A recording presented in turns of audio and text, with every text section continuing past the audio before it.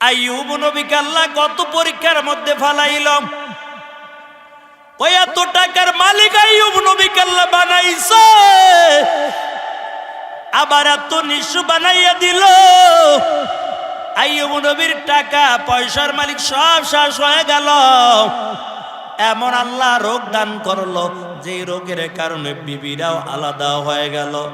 একজন বিবি আইসা বলে, আমাকে আপনি তালাক দিয়া দেন, কারণ আপনার কাছে থাকার সম্ভব না, কারণ আপনার গায়ে থেকে পচা দুর্গন্ধ বের হইতেছে। আইয়ুব নবী তালাক দিয়া দিল, বিদায় দিয়ে দিল। আবার অন্য বিবি আইসা বলে, আমাকে আপনি তালাক দিয়া দেন। আইয়ুব নবী চিন্তা করলো, জোর করে রাখার দরকার নাই, কারণ আমাকে দুনিয়ায় যদি কেউ নাই, তবে আমার সঙ্গে একমাত্র আল্লাহ আছে। এরে মুমিন মুসলমান আল্লাহর গোলাম, আইয়ুব নবীর এক বিবি আইসা বলে, তালাক দিয়ে দেন। আইয়ুব পয়গম্বর তাদের তালাক দিয়ে দেয়। কিন্তু রহিমা আইয়ুব নবীর পায়ের কিনারায় হাজির। পায়ের কিনারায় বসে বসে রহিমা কান্না করে। আইয়ুব নবী ডাক দেয়া বলে, রহিমা তুমি কেন কাঁদো? তুমিও কি তালাক নিতে চাও? যদি তালাক নিতে চাও, আমিও তোমাকে বিদায় করে দিব। রহিমা চোখের পানি ছেড়ে দিয়ে কাঁদে আর বলে, স্বামী আমার, আমি তালাক নেওয়ার জন্য আপনার পায়ের কিনারায় বসে বসে আমি কাঁদি না, কারণ আমার এমন দুনিয়ার জমিনের মধ্যে কোনো আমল নাই। তবে আমি চাই আপনার এই মুসিবতে আমিও যেন ধৈর্য ধারণ করে আপনার খেদমত করতে পারি। আমার এমন কোনো আমল নাই। ওই কঠিন হাসরের ময়দান, কঠিন কিয়ামতের ময়দানে আমি যেন একজন নবীর বিবি হইয়া আল্লাহর সামনে দাঁড়াতে পারি। তবে স্বামী আমার, আপনি আমার উপর রাগ করে আপনি আমাকে বিদায় দিয়ে দিয়েন না। আমি আপনার খেদমত করব যতদিন বেঁচে থাকবো। রে আল্লাহর বান্দা, এলাকা থেকে আইয়ুব নবীকে দূর করে দিল, কারণ শরীর থেকে পচা দুর্গন্ধ বের হয়। আইয়ুব নবীর শরীরটা পোকায় খায়। পোকাগুলো এমন ভাবে খাইতেছে, কয় আইয়ুব নবী পোকাগুলা তাও সরায় না। একটা পোকা যখন আবার শরীর থেকে নিচে পড়ে যায়, আইয়ুব নবী পোকাটা ধরে আবার শরীরের মধ্যে বসাইয়া দেয়। কারণ আল্লাহ তাআলা এতদিন সুখে শান্তিতে রাখলো, মাত্র অল্প কয়েক মাস অসুস্থ হয়ে পড়ে গেলাম। এখন যদি মালিকের বেশুকুর আদায় করে নেই, হতে পারে আল্লাহ আমার উপর রাগ হয়ে যেতে পারে। এই জন্য আইয়ুব নবী ধৈর্য ধারণ করলো। এলাকার লোকেরা সমাজ থেকে আলাদা করে দেয়। ও রহিমা আইয়ুব নবীকে নিয়ে জঙ্গলায় মরুভূমিতে চলে যায়। একটা গাছের নিচে বসে বসে তারপর বসবাস করা শুরু করলো। যে আইয়ুব নবীর টাকার কোনো অভাব ছিল না, আর ওই আইয়ুব নবীর এখন খাবারের কোনো ব্যবস্থা নাই। রহিমা গ্রামে চলে যায়, মানুষের বাড়ি কাজ করে করে খাবারের ব্যবস্থা করে দেয়। ওই খাবারগুলো আইয়ুব নবীর মুখের মধ্যে দেয়। আইয়ুব নবীর মুখের মধ্যেও বড় ঘা হয়ে গেল। খাবারগুলো চিবাইয়া খাইতেও পারে না। তবে ওই রহিমা জিব্বাটা আইয়ুব নবীর মুখের মধ্যে ঢুকাইয়া দেয়। অর্থাৎ ওই জবানার মধ্যে চামচের কোনো ব্যবস্থা ছিল না। রহিমার জিব্বাটা চামিচ বানাইয়া খাবার নরম করে তারপর জিব্বার মাথার মধ্যে খাবারটা নিয়া আইয়ুব নবীর মুখের মধ্যে খাবারটা তুলে দেয়। এমন করে করে তারপর খেদমত করা শুরু করে দিল। আইয়ুব নবীর মুখের মধ্যে পোকা শুরু ধরে গেল। জিব্বাটা যখন পোকায় খাওয়া শুরু করে দেয়, আল্লাহর কাছে চোখের পানি ছেড়ে দিয়া কাঁদে আর বলে, মালিক, আমার জিব্বাটা যদি পোকায় খেয়ে ফেলে, কেমন করে আমি তোমাকে রব বলে আমি ডাক দিব? আয় আল্লাহ, আমার পুরা শরীরটা খাইলো, কোনোদিন তোমার কাছে আমি সাহায্য চাইলাম না। ওদার মালিক, তবে আমার জিহ্বাটা যদি খায়, কেমন করে আমি আল্লাহ তোমাকে আমি ডাকবো? এমন করে করে আইয়ুব নবী চোখের পানি ছেড়ে দিয়া কান্না করে। রহিমা খাবারের জন্য গ্রাম অঞ্চলে চলে যায়। আল্লাহ ডাক দেয়া বলে, জিবরাইল, আইয়ুব নবীকে পরীক্ষা করা হয়ে গেছে, আমার আইয়ুব পরীক্ষার মধ্যে পাশ করে ফেলেছে। এরে জিবরাইল, যাও আমার আইয়ুবকে বলে দাও যেই জায়গার মধ্যে আছে ওই জায়গার মধ্যে পায়ের গোড়ালিটা দিয়া একটা আঘাত করতে বলো। জিবরাইল আমিন আয়েশা বলে, পয়গম্বর, আপনি এখন পায়ের গোড়ালি দিয়া জমিনের মধ্যে আঘাত করে দেন। আইয়ুব নবী চোখের পানি ছেড়ে দিয়া কাঁদে আর বলে, জিবরাইল, কেমন করে আঘাত করব? আমার তো পায়ের গোড়ালি নাই, সব কিছু পোকায় খেয়ে ফেলেছে। জিবরাইল বলে, নবী আমার, আল্লাহ বলেছেন যদি আঘাত করতে নাও পারেন শুধু পায়ের গোড়ালিটা জমিনের মধ্যে রাখেন। আইয়ুব নবী যখন পায়ের গোড়ালিটা জমিনের মধ্যে রাখলো, ওই মরুভূমি থেকে পানি ওঠা শুরু হয়ে গেল। আল্লাহ জিবরাইলকে ডাক দিয়ে বলে, জিবরাইল, আমার বন্ধুকে বলো এখান থেকে এক ঢোক পানি পান করার জন্য। যখন এক ঢোক পানি পান করালো, সব শরীরে পোকাগুলো জর করে জমিনে পড়ে গেল। আবার ওখান থেকে যখন একটু পানি শরীরের মধ্যে ছিটাইয়া দেয়, কয় মুহূর্তের মধ্যে পুরা শরীরটা আগের চেয়ে বেশি সুন্দর হয়ে গেল। কাদের কুতুম রপ্তদারি বান কামাল, আন্তা রব্বি আন্তা হাসবি জুল জালাল, তুহি কাদের জলিলুল্লাহ জাহাদার, বহরহালে তুহি মেরা নিগাদার। আরে নবীর আশিকের দাল, আইয়ুব নবীর শরীরটা আগের চেয়ে বড় ভালো হয়ে গেল। আগে যে স্বাস্থ্য ছিল তার চেয়ে দ্বিগুণ স্বাস্থ্য হয়ে গেল। আগে যে সুন্দর চেহারা ছিল তার চেয়ে দ্বিগুণ সুন্দর চেহারা হয়ে গেল। আইয়ুব নবী ঘরের মধ্যে চাদর মুড়া দিয়ে বসে আছে। আইয়ুব নবীর জন্য আল্লাহ তাআলা একটা উপহার নিয়ে পাঠাইলো। আল্লাহ বলে, জিবরাইল, যাও আমার আইয়ুবের জন্য জান্নাত থেকে পোশাক নিয়ে যাও। আমার আইয়ুবের জন্য জান্নাত থেকে একটা পরনের কাপড় নিয়ে যাও। আমার আইয়ুব নবীর জন্য গায়ের একটা পোশাক নিয়ে যাও। আমার আইয়ুবের জন্য একটা তসবিহ নিয়ে যাও, একটা টুপি নিয়ে যাও, আর একটা জায়ে নামাজ নিয়ে যাও। জিবরাইল আমিন জান্নাত থেকে 5টা জিনিস প্যাকেট কইরা আইয়ুব নবীর কাছে হাজির হয়ে গেছে। ডাক দেয়া বলে, পয়গম্বর, এই জান্নাতি পোশাকগুলো আপনি পরবেন, জায়ে নামাজটা বিছাইয়া নামাজ আদায় করে নেবেন, এই তাসবিহ দিয়ে আপনি মালিকের তাসবিহ আদায় করবেন। এই যে টুপি দেখা যায় টুপি পরবেন, গায়ে লম্বা জামা পরবেন, আর এই জায়ে নামাজটা বিছাইয়া আপনি 4 রাকাত নামাজ আদায় করে নেবেন। ওই সময়টা সূর্য ডুবে গেছে, মাগরিবের সময় ছিল। আইয়ুব পয়গম্বর 4 রাকাত নামাজের নিয়ত করে তাকবীর বাদে যখন হাত দুইটা বেঁধে ফেলল, এমন করে 2 রাকাত নামাজ আদায় করে দাঁড়াইলো। আবার যখন 3য় রাকাত নামাজ আদায় করলো, আইয়ুব নবী চতুর্থ রাকাতের জন্য দাঁড়ালেন না। হঠাৎ করে বসে আইয়ুব নবী আবার তাশাহুদের সূরাতে পড়ে গেলেন। জিবরাইল লোকমা দিয়া বলে, ও পয়গম্বর, আপনি 4 রাকাত নামাজের নিয়ত করেছেন, আপনি তো 3 রাকাত পড়ছেন, এখনো 1 রাকাত বাকি আছে।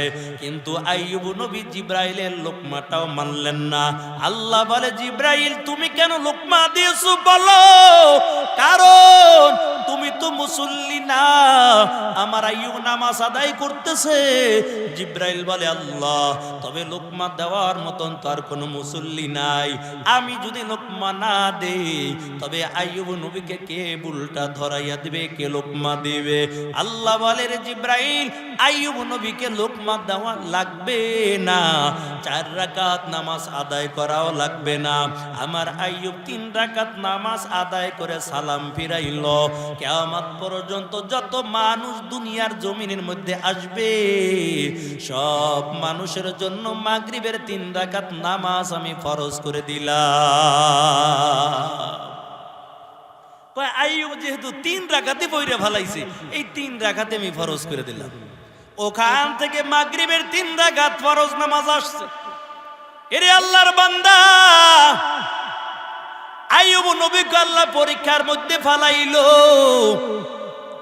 কিন্তু আইয়ুব পয়গম্বর মুসিবতের মধ্যে ধৈর্য ধারণ করলো। বান্দা, ক্ষমতা দিয়ে আল্লাহ কাউকে পরীক্ষা করেন, কাউকে টাকার মালিক বানাইয়া তারপর পরীক্ষা করেন, কাউকে আবার গরিব বানাইয়া পরীক্ষা করেন, কাউকে সুস্থতার নিয়ামত দিয়ে পরীক্ষা করেন, কাউকে অসুস্থ বানাইয়া তারপরে পরীক্ষা করেন। পরীক্ষার মধ্যে যারা ধৈর্য ধারণ করবে তাদের কোনো চিন্তা করা লাগবে না, এর ফলে আল্লাহ পরকালে জান্নাতের মেহমান বানাবে। মুসা পয়গম্বর আল্লাহর সঙ্গে কথা বলার পর ডাক দিয়া বলে, আল্লাহ, তোমার এমন একজন বান্দা জমিনের মধ্যে আছে, এত টাকার মালিক বানাইলাম। আয় আল্লাহ, তোমার বান্দা জানতে চেয়েছে কি কাজ করলে তার টাকাগুলো আস্তে আস্তে কমতে থাকবে। আল্লাহ বলে, ও পয়গম্বর মুসা, আমার ওই বান্দাকে বলে দিয়েন, যখন আমার শুকরিয়া আদায় করা বন্ধ করে দিবে, যখন বান্দা আমি আল্লাহর নাফরমানি করবে, আমি মালিকের নেয়ামতের শুকরিয়া আদায় করবে না, আস্তে আস্তে আমার নেয়ামতগুলো আমি তার থেকে ছিনিয়ে নিয়ে আসব। এরে আল্লাহর বান্দা মুসা নবী আবার ডাক দিয়া বলে, আল্লাহ, তোমার ওই বান্দা আবার জানতে চেয়েছে তাকে 2টা হাত দাও নাই, 2টা পাও দাও নাই। আয় আল্লাহ, এত গরিবী হালতে দুনিয়ার জমিনের মধ্যে কেন তাকে পাঠাইছো? তোমার বান্দা পা দিয়া জমিনে চলতে পারে না। আয় আল্লাহ, তোমার বান্দা জমিনের মধ্যে গড়ায়, তাকে 2টা পা দাও নাই, 2টা হাত দান করো নাই। এত কষ্ট দেওয়ার জন্য জমিনের মধ্যে কেন পাঠাইলা? আল্লাহ বলে, মুসা, ওই বান্দাকে জানাইয়া দিও আমি তাকে বেহুদা বানাই নাই, কারণ জাহান্নামের আগুন ওই বান্দাকে দিয়া ধরাইব। এরে আল্লাহর বান্দা, মুসা নবী আবার যখন পথ দিয়া যায়, ওই যুবককে ডাক দিয়া বলে, যুবক, আল্লাহ তোকে বেহুদা বানায় নাই, পরকালে তোমাকে জাহান্নামের আগুনে জ্বালাবে। বান্দা মালিকের শুকরিয়া আদায় করে নেয় আর বলে, আলহামদুলিল্লাহ। ও নবী মুসা, আমি মনে করেছিলাম আল্লাহ বুঝি আমাকে বেহুদা বানাইছে। না, আল্লাহ আমাকে দুনিয়ার জমিনের মধ্যে বেহুদা বানায় নাই। যেহেতু আল্লাহ আমাকে একটা কাজে লাগাবেন, এই জন্য আমি মালিকের শুকরিয়া আদায় করে নিলাম। আলহামদুলিল্লাহ বলে মালিকের শুকরিয়া আদায় করার সাথে সাথে আল্লাহ 2টা হাত এবং 2টা পা সাথে সাথে ভালো করে দেয়। এর নবীর আশিকের দল আবার মুসা নবী ডাক দিয়ে বলে, ওদের মালিক, ওই নারীকে 2টা শুধু জমিনের মধ্যে ছোট্ট একটা ঘর দিয়েছো। আয় আল্লাহ, জমিনের মধ্যে তেমন কোন টাকার মালিক দাও নাই, কেন এত কষ্ট দেওয়ার জন্য তাকে দুনিয়ার জমিনে পাঠাইছো? এরে গরিব, আমাদের সমাজেও কত গরিব লোক আছে যারা আল্লাহর শুকরিয়া আদায় করে, নামাজ আদায় করে। তবে গরিব হইছো, মনের মধ্যে কষ্ট নিও না, কারণ গরিবী অবস্থা যদি মালিকের কাছে শুকরিয়া আদায় করে নিতে পারো, মায়ার নবী জানাইয়া দেয়, পরকালে টাকাওয়ালা বড় লোকের 500 বছর আগে মালিকের জান্নাতের মেহমান হইবা।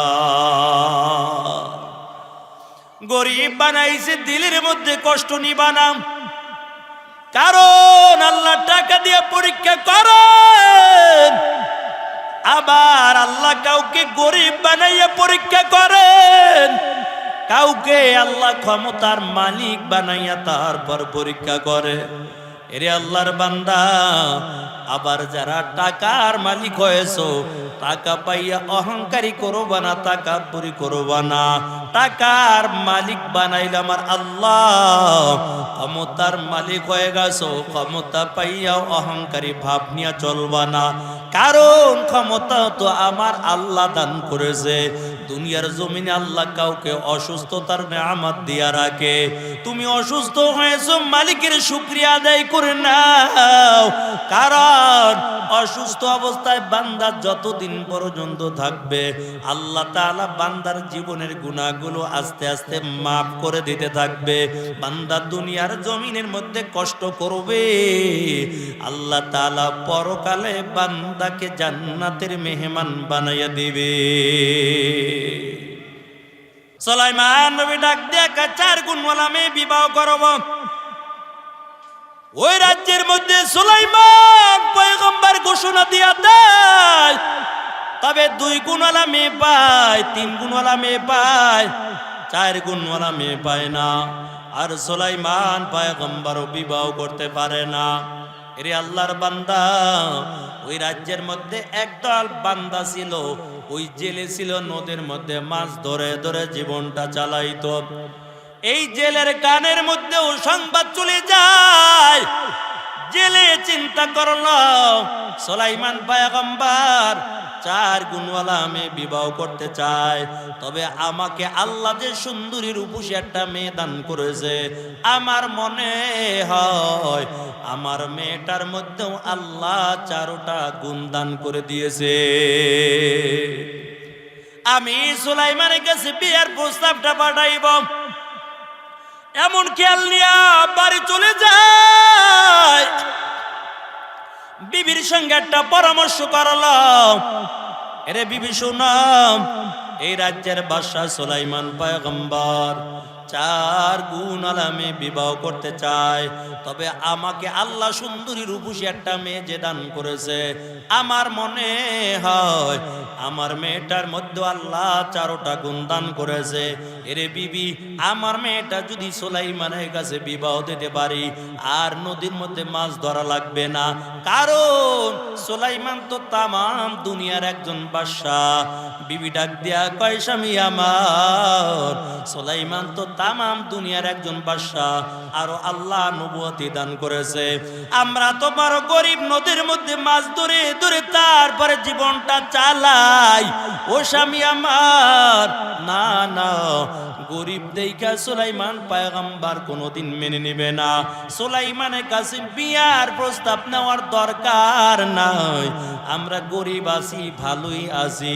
এরে আল্লাহর বান্দা, জেলে চিন্তা করলো আসল তো কত সত্য। এই চিন্তা করিয়া বিবিকে ডাক দিয়া বলে, বিবি যা বলেছো সত্যই বলেছো, সুলাইমানের কাছে বিয়ার প্রস্তাব নেওয়ার দরকার নাই। তবে আওয়াজটা যখন মেয়ের কানের মধ্যে চলে যায়, মেয়েটা ডাক দিয়া বলে, মা আর চিন্তা করা লাগবে না, যদিও তোমরা রাজি না হও, আমি সুলাইমানের কাছে বিয়ার প্রস্তাবটা পাঠাইব। যে আল্লাহ সুলাইমানকে টাকার মালিক বানাইলো, ক্ষমতার মালিক বানাইলো, ওই আল্লাহ যদি চায় সুলাইমানের বিবি হিসাবে কবুল করে নিতে পারে।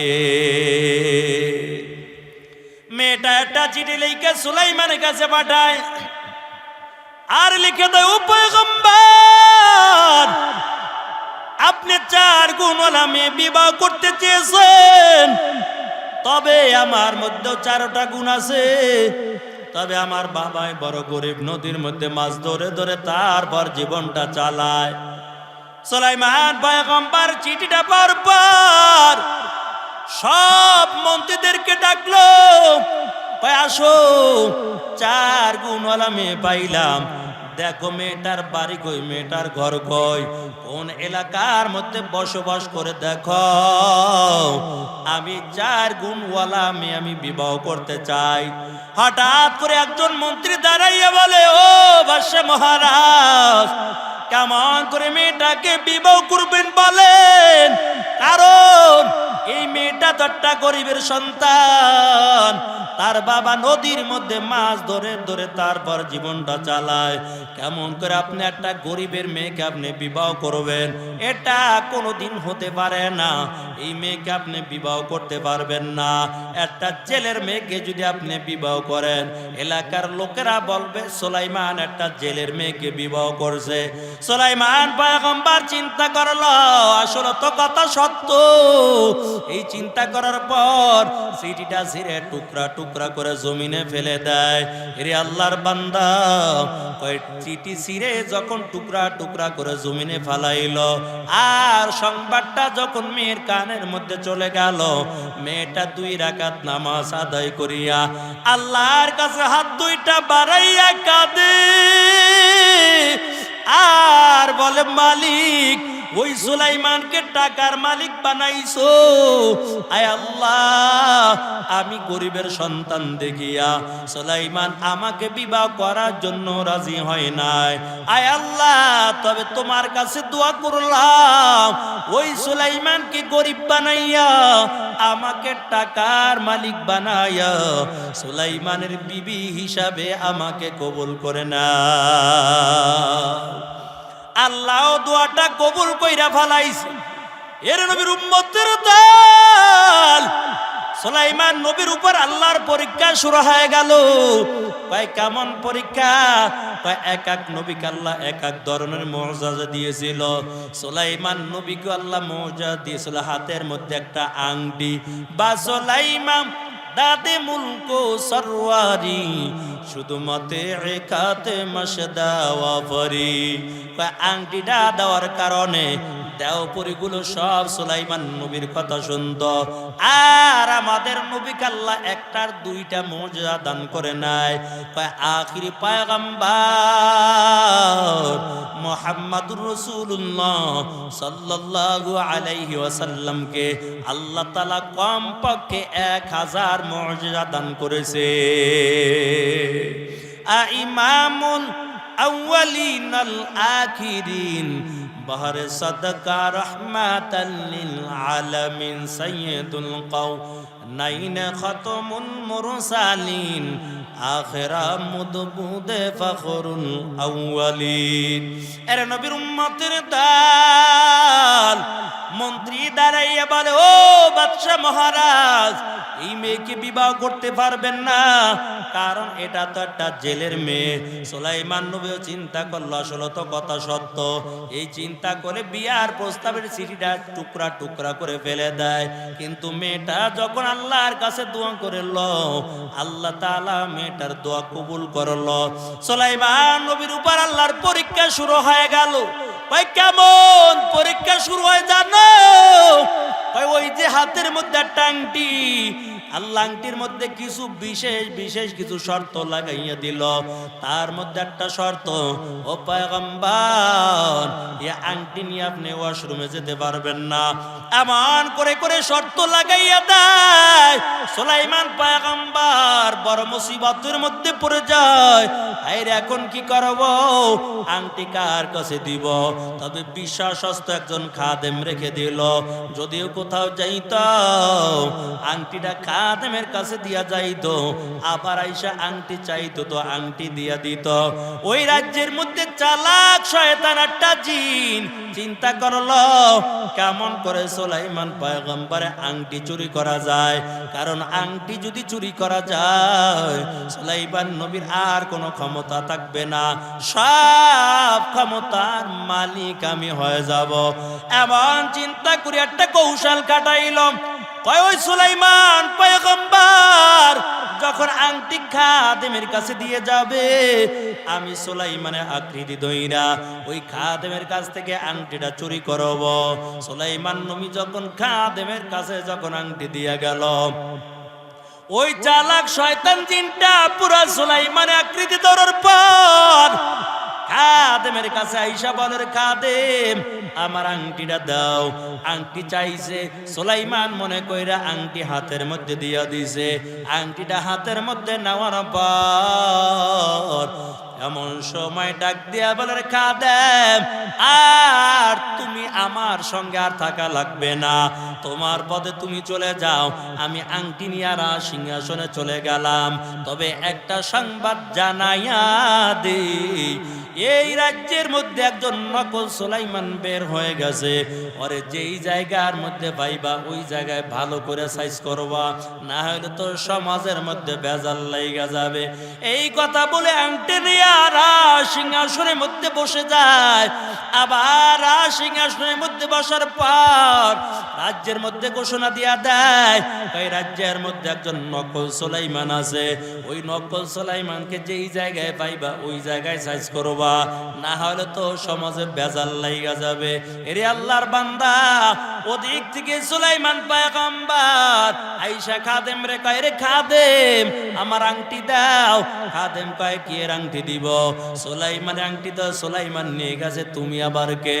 খাদেম এই কথা বলার পর সুলাইমান নবী ডাক দিয়া বলে, খাদেম আমি তো সুলাইমান। কয় না না, তাহলে বুঝলাম তুমি বুঝি নকল সুলাইমান, আমাকে ধোঁকা দেওয়ার জন্য তারপরে এসেছো, তবে ধোঁকা দিতে পারবা না।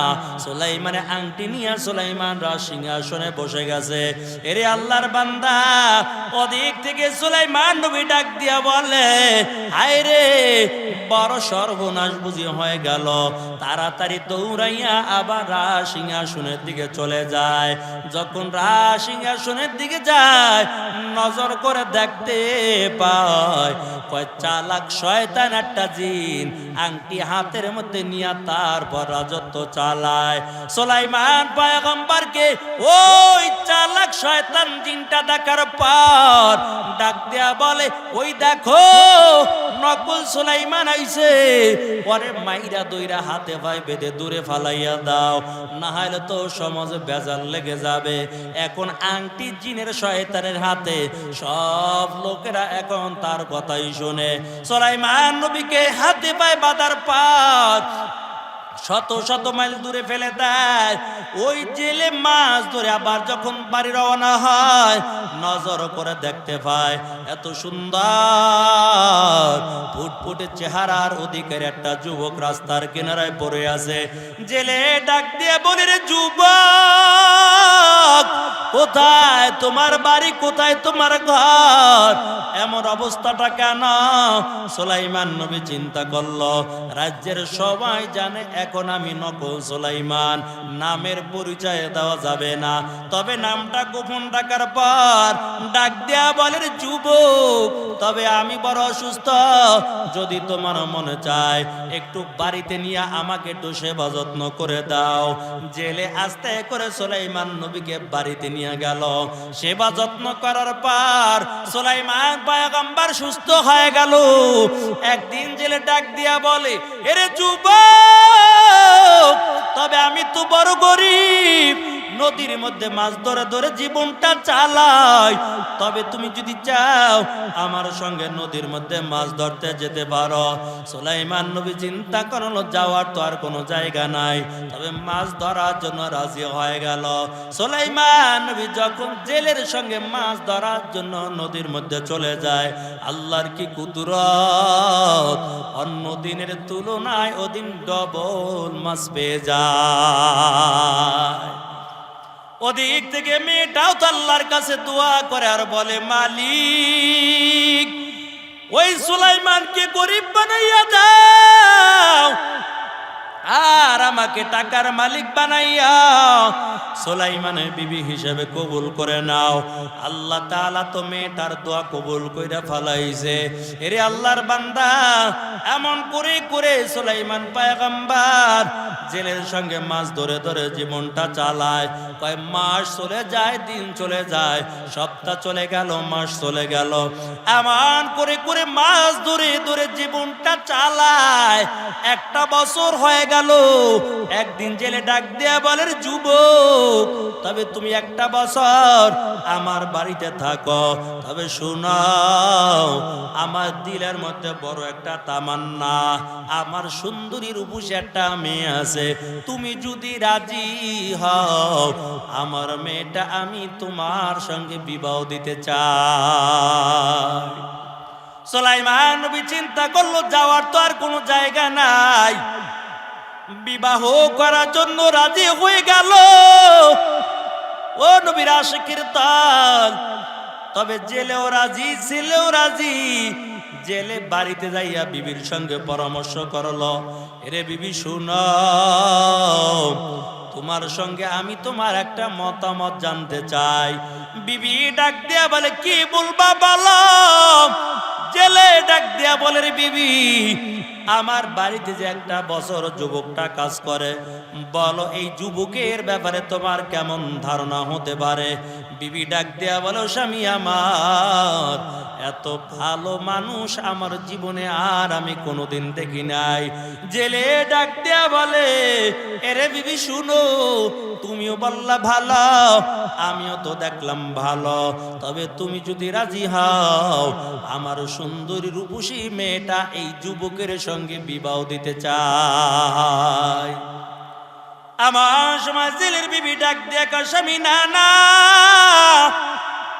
আমি এই বিবাহর মধ্যে রাজি নাই। জেলে ডাক দিয়া বলে, কেন, তুমি তো বললা ভালো, তবে এখন কেন রাজি না।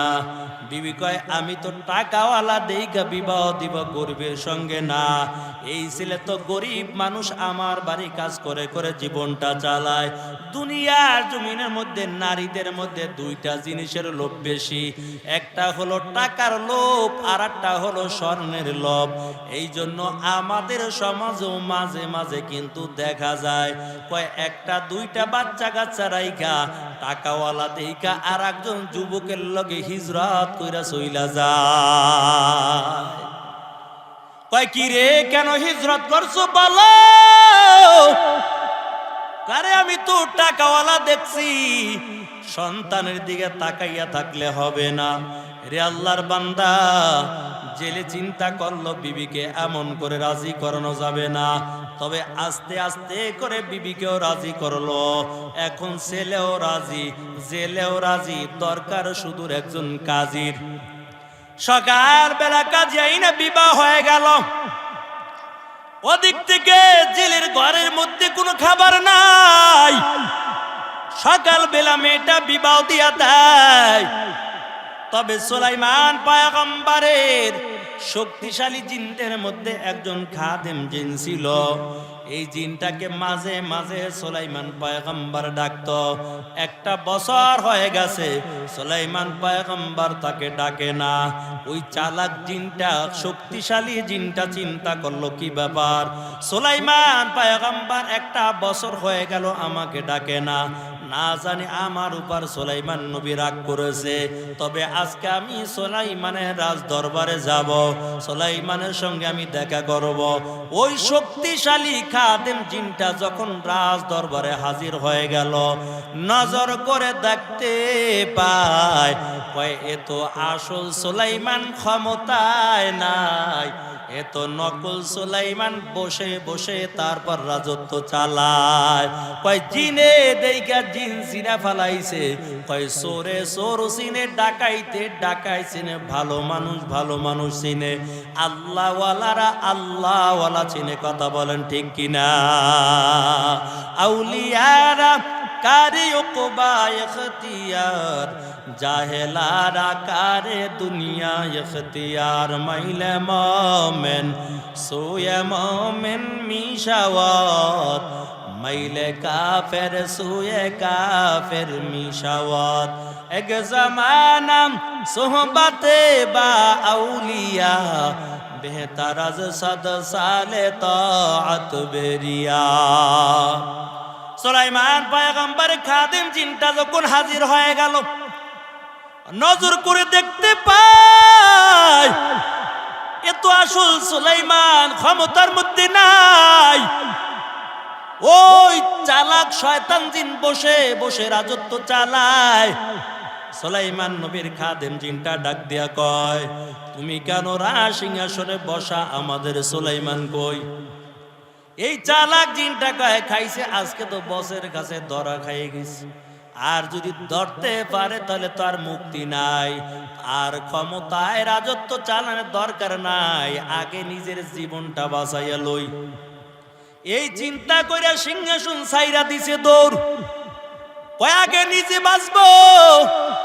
ও নবীর আশিকের দল, এমন চিন্তা করে যখন সামনের দিকে দৌড় দিল, সুলাইমান নবীর খাদেম জিনটা ডাক দিয়া কয়, তাড়াতাড়ি ডারে ধর, কারণ এ তো আমাদের সুলাইমান না, এ তো নকল সুলাইমান, বসে বসে ধোঁকা দিয়ে দিয়ে আমাদের রাজত্ব চালায়, তাড়াতাড়ি ধরো, সবাই মিলে সাইজ করে দিব। ওই চালাক জিনটা সিংহাসন ছাইরা শুধু সামনের দিকে দৌড়ায়। হঠাৎ করে সুলাইমান নবীর খাদেম নজর করে দেখতে পায় সুলাইমান পয়গম্বর আংটিটাও হাতের মধ্যে দেখা যায়। ডাক দিয়া কয়, আমাদের সুলাইমানের আংটি কেন তোমার কাছে দেখা যায়? জলদি করে আংটি দিয়া যাও। ওই চালাক জিনটা চিন্তা করলো, আংটি যদি নিয়ে যায় আমার অবস্থা 12টা বাজাইয়া দিবে, তাহলে জীবন গেল, আংটি দেওয়া যাবে না। নিজে বাঁচার জন্য আংটিটা খুইলা তাড়াতাড়ি নদীর মধ্যে ফেলে দেয়। নদীর একটা মাছ আদার মনে কইরা আংটিটা খাইয়া ফেলাইলো। আংটি যখন নদীর মাছে খাইলো, ওই মাছের পিছে পিছে এখন হাজার হাজার মাছ দৌড়ায়। মাছ কয়, কি ব্যাপার, কি কোন তাবিজ খাইয়া আবার মুসিবতের মধ্যে পড়লাম?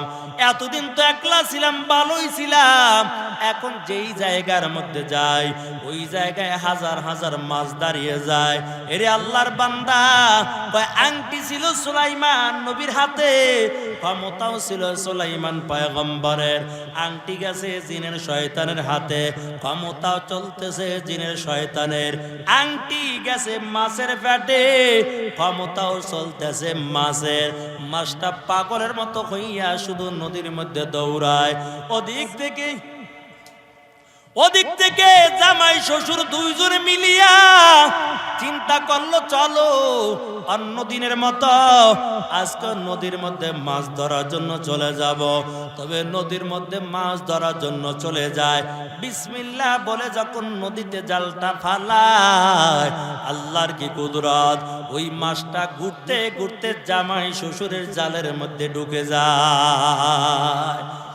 সুলাইমান পয়গম্বর এবং জেলে দুইজনে মাছ ধরার পর ওই দিন যে এত মাছ পেয়ে গেল, ওই জালটা যখন উঠাইলো নজর করে দেখতে পায় ওই দিন জামাই শ্বশুর দুইজনে মিলে পুরা এক নৌকা মাছ পেয়ে গেল।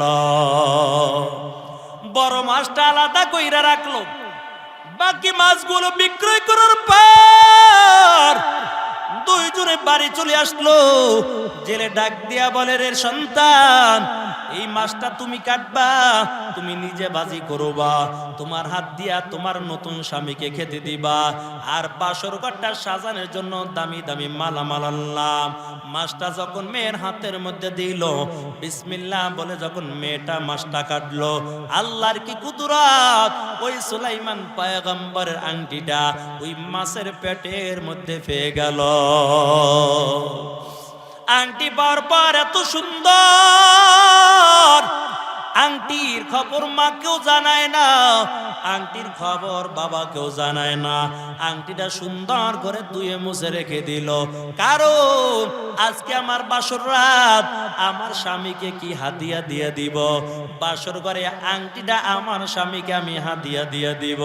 এরে আল্লাহর বান্দা, যখন মেয়েটা বাসর ঘরের মধ্যে ঢুকে গেল, তখনও 2 রাকাত নামাজ আদায় করিয়া আল্লাহর কাছে দোয়া করে আর বলে, মালিক, 1 বছর হয়ে গেল সুলাইমানের জন্য দোয়া করলাম, তবে সুলাইমানকে বুঝি দুনিয়ায় পাইলাম না, তবে আল্লাহ বাসর ঘরে ঢুকেও আমি সুলাইমানের জন্য তোমার কাছে দোয়া করলাম, যদিও দুনিয়ায় না পাই তবে পরকালে জান্নাতের ময়দানে সুলাইমানের বিবি হিসাবে কবুল করে নিও।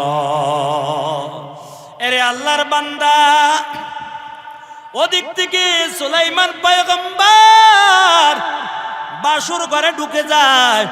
নজর করে দেখতে পায় বিবির চোখের মধ্যে পানি দেখা যায়। এমন সময় সুলাইমান নবী ডাক দিয়া বলে, ও বিবি, তোমার দিলের মধ্যে কি দুঃখ বলো, কেন তুমি কান্না করো বলো।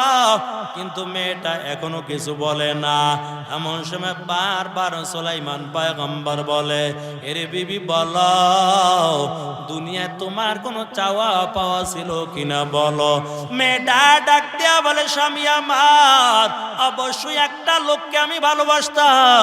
সুলাইমান নবী ডাক দেয়া কয়, কাকে ভালোবাসতা? কয়, এই রাজ্যের বাদশা সুলাইমানের জন্য আমি বড় পাগল ছিলাম।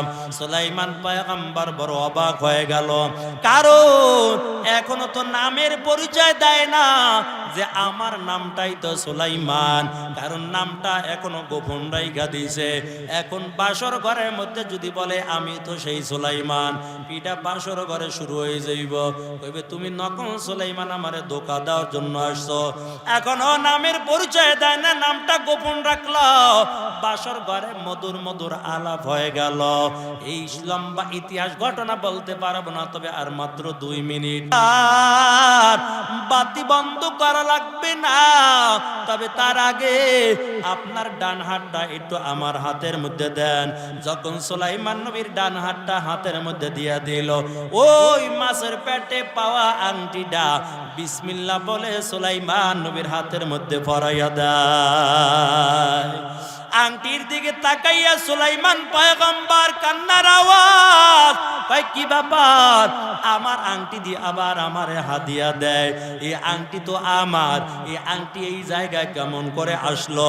এই আংটি না থাকার কারণে এত একটা বছর হয়ে গেল, আমার ক্ষমতাও নাই, মানুষের বাড়ি কাজ করে করে জীবনটা চালাই, তবে আংটি কেমন করে এই জায়গায় আসলো?